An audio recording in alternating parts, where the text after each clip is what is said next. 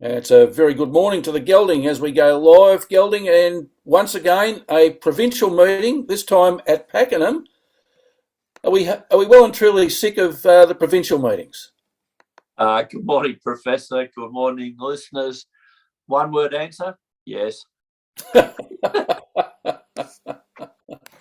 think that's an idea, Gelding. What's wrong with the city meetings on a Saturday, Professor? They run at Moonee Valley last night and Pakenham today. Oh well, it is what it is, Professor. Well, Pakenham's set up for night racing as well, Gelding, so they could have flipped those two meetings. Yes, Professor. And then we'd have the Pakenham Cup run at night in Nunnagoon. Well, there'd be nothing wrong with that, would there? No. Nothing wrong with that at all, Professor. And I hope they get it right. I've been to the Pakenham Cup before and drove there, and they had one exit. So there was a big roadblock way back to where you go for your morning hot chocolate, Professor. Well, Gelding, they haven't changed it since then, so I'll be interested to see what it looks like tonight, although I won't be anywhere near it. So, yeah, I think this will be a good place to stay away from today, Professor. all right, 9 race card, Gelding, the feature race, as you said, race 7, the Pakenham Cup, 2,500 metres. It's a listed race and it's worth or valued at $300,000. The track's a good for the way the weather is out this way, Gelding, because it's just down the road from me. Sun's shining at the moment as I look outside. That track could be upgraded unless there's been plenty of water put into it, Gelding. And the rails, believe it or not, on a cup day, Gelding, the rail's in the true position. Can you believe that? Yes, Professor. I did look with complete shock when that occurred. So, yeah, let's hope. Let's just hope, Professor. Someone's, of course, trying to ring, which, of course, has mucked up my my phone, but we're back to normal now, so that's all good. Yeah, look, I'm working on, because I will declare an interest in race 8, Professor. I'm expecting the track to be upgraded to a good 3 today, and I think we might have to be a bit careful of some horses that may jar up on a track like this. 30 degrees expected. So, look, I'll be expecting horses that like fast tracks, and a lot of the form of late has been on heavy tracks. So please be careful when you're having a look at it. Yes, Gelding. All right. Well, so without further ado, what are your 2 best bets for today's meeting? Professor, my first bet, I like it in race 4, horse 3, Squid Game. This is a horse that we've backed before, Professor, trained by Paddy Payne, a 4-year-old gelding. It's won at Flemington, so, this is a good quality horse. Coming back from a spell, has won first up before, Professor, so quietly confident it can put in a very, very good run first up.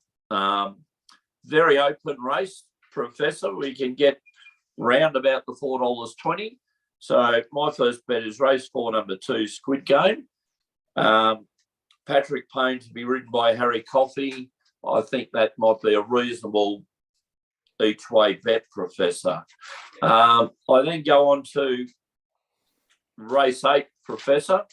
And look, I've had a lot of study of the form in race 8, Professor, because a horse I have a small share in, Drop the Mic, is having a run in it, but we're unfortunately the $34 outsider in this race, Professor. Race 8's a very, very hard race, and look, I like number 2, Looks Like Elvis. This 8-year-old gelding by All American has been racing in Sydney, trained in Sydney.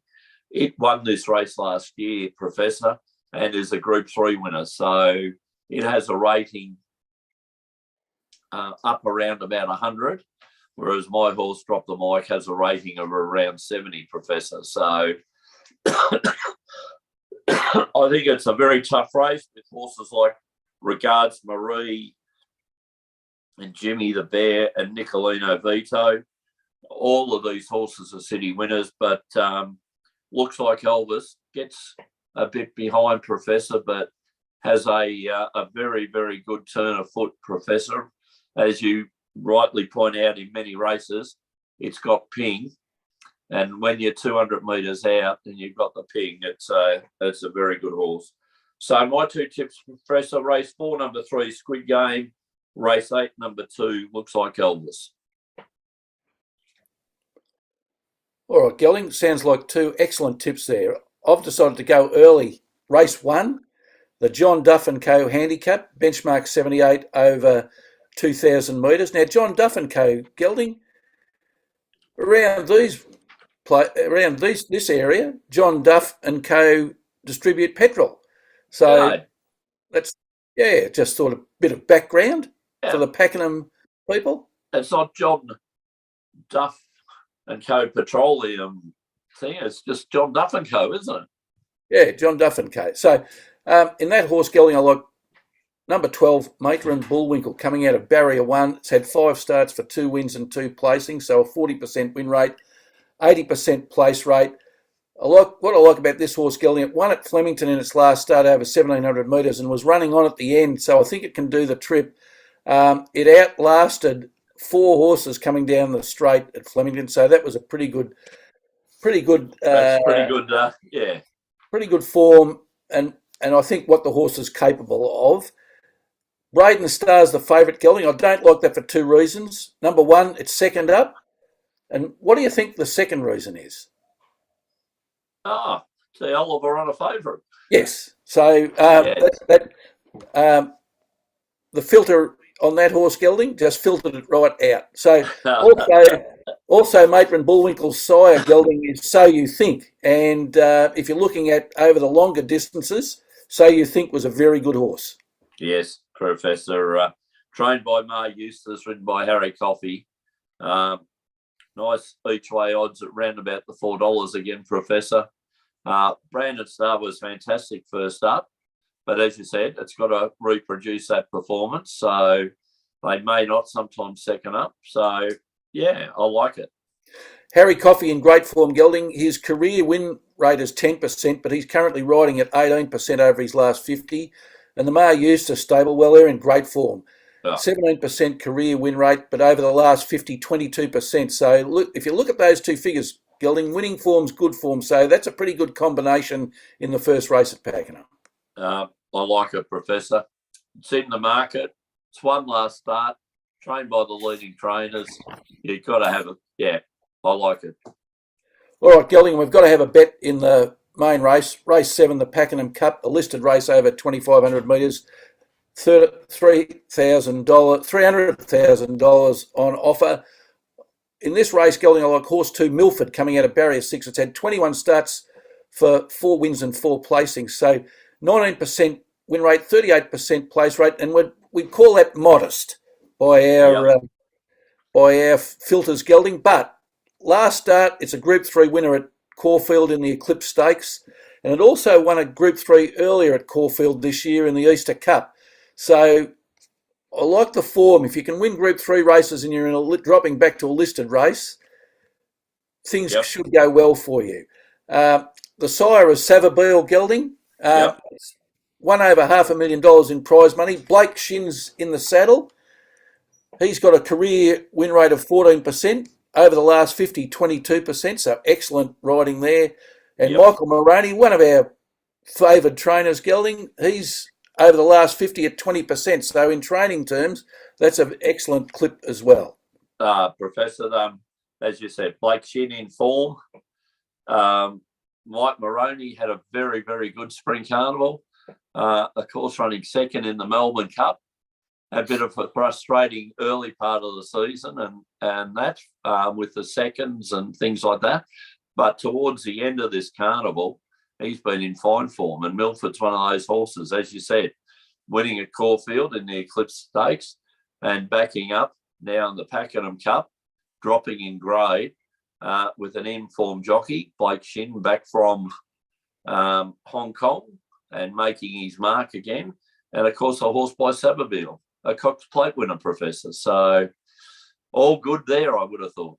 Yes, and showing $4.80 and $1.85, Gelding. So for each way backers, it's not too bad.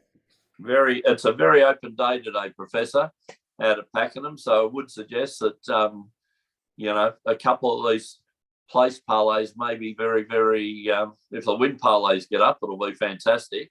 But the place parlays may be a good way to go, but certainly worthwhile backing a lot of these horses each way because of there's a lot of chances in every race, but, the ones we're highlighting are horses with form. So, and at good each way odds. Yes, Gelding, can't agree more. Now, the Professor's Parlay, Gelding. A very successful Professor's Parlay, Professor. Brought undone yet again in the horse league. The fortune teller, Gelding, they had to clear Derby Road to allow the horse to complete the race. It was out that wide. Professor, but they're doing works on the track, so they might as well knock down the outside fence so this horse could have got back in on the fence somewhere. It ran 4 deep all the way, Gelding, and was only just beaten. I think we'd say it's a good thing beaten. So in a 1,600 metre race, Professor, how much ground do you think it covered extra? I think it probably raced another 200 metres, Gelding. I was going to go, and there are stats on this now with them going wide. It probably would have won 30 or 40 metres further than a horse inside the fence, So, and that'd be like a length and a half, 2 lengths to make up. And yeah, Professor, don't worry. When I saw it, I've just gone, oh no. We've been the last couple of weeks. There's been let down. How about we say let down, Gelding? Oh, I was going to say some jockey errors may have cost us some. Well, lost their compass, Gelding. Well, not some of their best rides, Professor. No.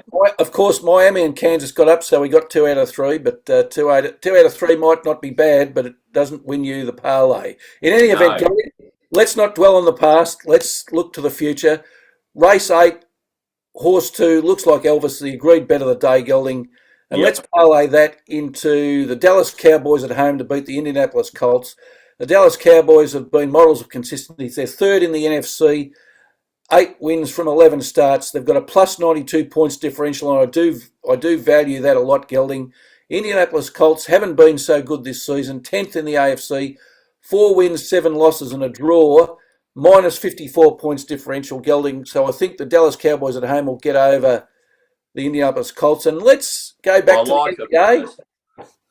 Let's go back to the NBA, Gelding. Oh, I worry about the NBA, Professor. Well, we've had one dash at the NBA, and it didn't let us down this year, Gelding. So all right, let's look at the NBA. The Cleveland Cavaliers to beat the Orlando Magic. The Cleveland Cavaliers at home.